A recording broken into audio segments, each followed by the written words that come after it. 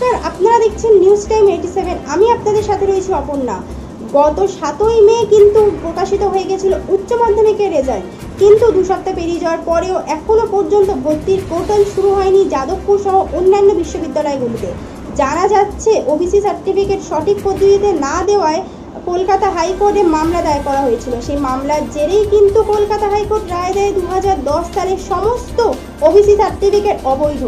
এমনকি 2010 সালে যাদের নাম ওবিসি তালিকাভুক্ত করা হয়েছিল তাদের ভবিষ্যতে এই শংসাপত্রের মাধ্যমে কোনো প্রকার সুযোগ সুবিধা পাবে না।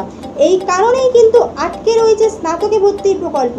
কলকাতা বিশ্ববিদ্যালয়ের 169টি ডিগ্রি কলেজে কবে শুরু হবে ভর্তির প্রকল্প এই বিষয়ে কিন্তু নিশ্চিত নয়। যাদবপুরে সায়েন্স ও আর্টস স্নাতক স্তরে ভর্তির প্রকল্প আপাতত স্থগিত।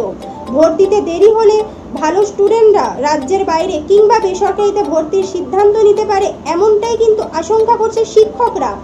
জানা গেছে এই বিষয়ে অ্যাডভোকেট জেনারেলের পরামর্শ নেওয়া হচ্ছে। এই পরামর্শের মাধ্যমেই কিন্তু সিদ্ধান্ত নেবে রাজ্য সরকার। Bureau report, news time 87।